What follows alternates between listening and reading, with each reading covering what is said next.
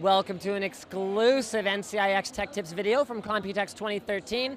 I hope you guys know this. If you don't, then NCIX is one of our sponsors, powering the trip to have me here, bringing you all this cool content, so make sure that you don't miss any of it. But this right here, Intel HD graphics. Now Haswell just launched, and of course, Haswell wasn't necessarily about dramatically improving the performance of the CPU side, but what Intel has done is they have really changed the power consumption characteristics as well as the graphics characteristics of this new architecture. So these kinds of thin and light notebooks, okay, we're used to seeing those, but now they're going to have longer battery life, which is cool.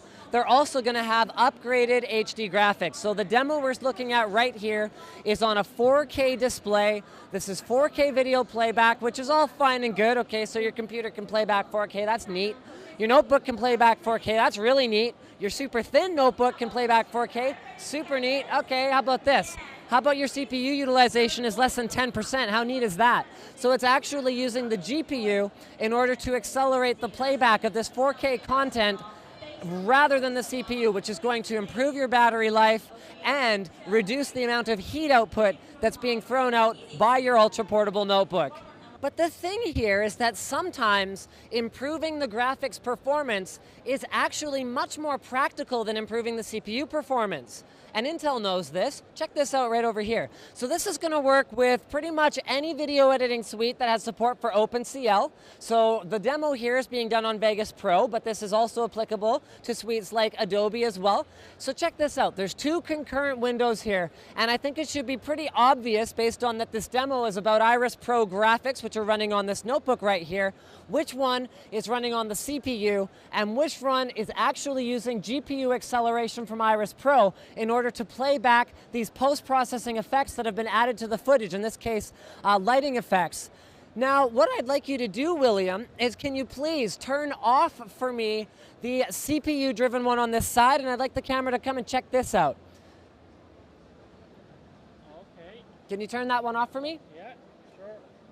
Okay, so right now, only the GPU side is running. So you can see right here, not only is it running at a much higher frame rate, but GPU usage is around 90 to 95%, and CPU usage has gone all the way down to as low as sort of 10 to 15%, hovering in that range. Now, if you look back up at the screen, you can see that without that CPU one hogging up all the resources, that's actually running even smoother for us now.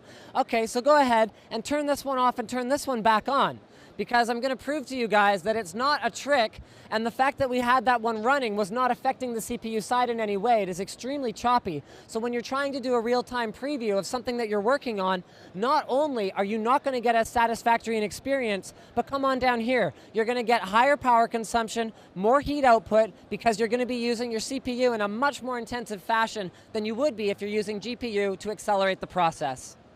But mobile gets smaller and lighter than the notebooks we were looking at before, and Intel hasn't had nearly the presence in tablets that they would have liked over the last few years as this category has exploded.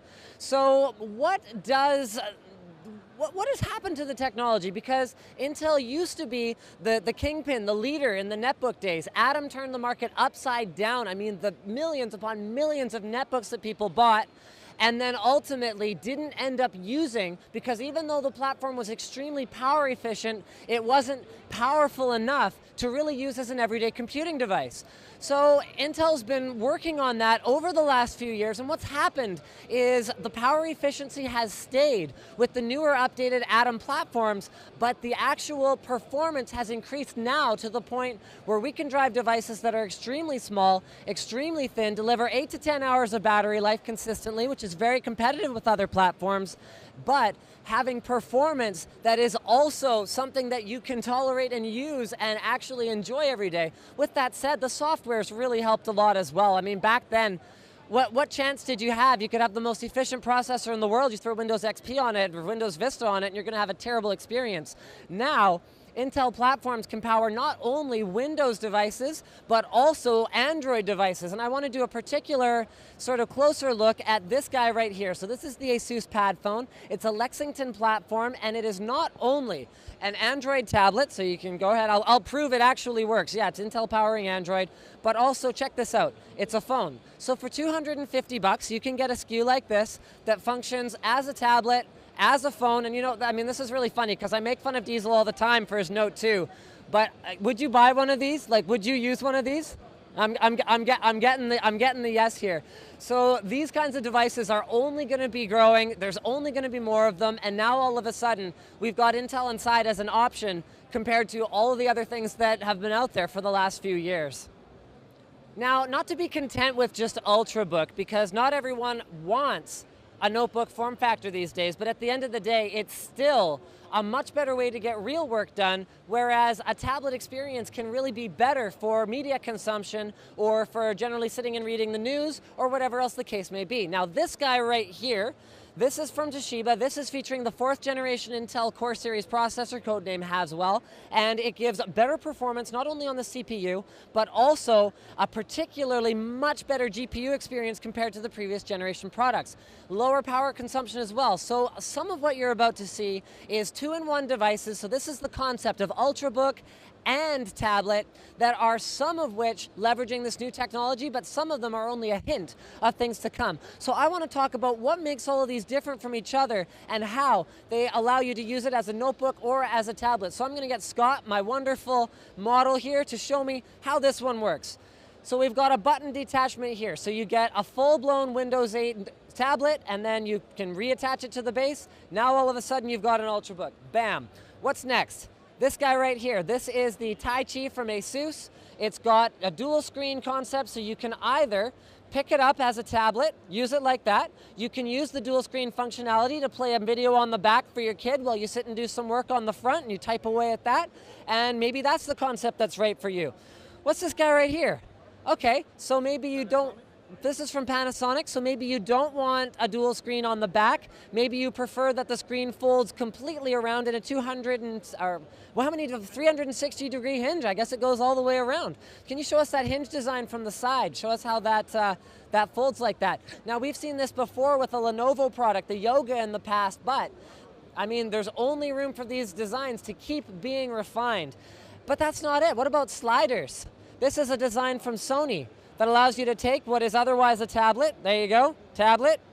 Okay, show me it's not a tablet anymore. Whoa, magic, bam. So there's the hinge design on that guy. It looks pretty, looks actually pretty rugged in there. All right, we're gonna keep going. So this is another button detached one. This is an HP Envy with Beats Audio. And we've got 2 more that we wanna show you guys. Sorry about that, guys. All right, another slider, bit of a different design. This one gives us a little bit of a larger keyboard to work with. This is the one that I would probably lean towards because I tend to prefer a larger keyboard for that typing experience. But that is not all. Holy crap, the imagination knows no bounds. This is a Dell XPS model. This is the XPS 12 that can either be a notebook like that. What I like about this one is you can tuck the screen away in the inside just like you can with a normal Ultrabook. But you want to go tablet mode, you flip it around, go like that, and it's a tablet. It's just the beginning, folks. This has been an exclusive tour of the Intel booth on NCIX Tech Tips. Don't forget to subscribe for more videos like this from NCIX.com.